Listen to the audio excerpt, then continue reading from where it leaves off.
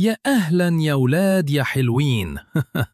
أنا جدكم حكيم، وجيت لكم النهاردة بحكاية جديدة فيها حكمة هتخلي قلوبكم منورة.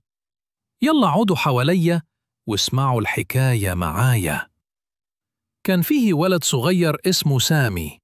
سامي كان شاطر وذكي، بس عنده مشكلة صغيرة، ما كانش بيحب المذاكرة.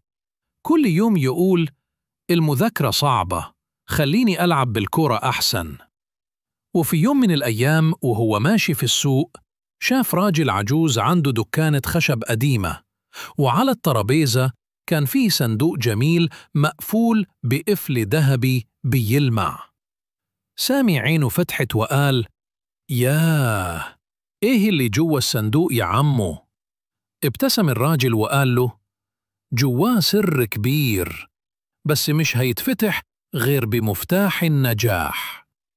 سامي اتحمس وقال: فين المفتاح؟ عاوز أشوفه حالاً. الراجل حكيم ابتسم وقال: المفتاح معاك يا سامي، بس لازم تذاكر وتتعب شوية عشان تلاقيه. ومن اليوم ده سامي بدأ يتغير، بقى كل يوم يذاكر شوية، يحل واجب، يقرأ درس، وكل ما يذاكر يحس إنه بيجمع حتة من المفتاح. ولما قرب آخر السنة بقى سامي من المتفوقين.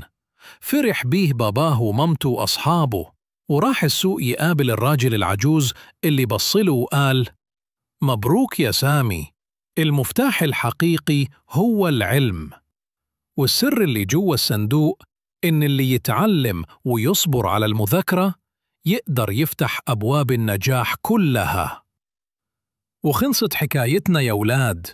لو عجبتكم القصة ما تنسوش تعملوا لايك للفيديو وتشتركوا في القناة عشان تتابعوا كل الحكايات الجديدة. أنا جدكم حكيم، وبحبكم كلكم من قلبي.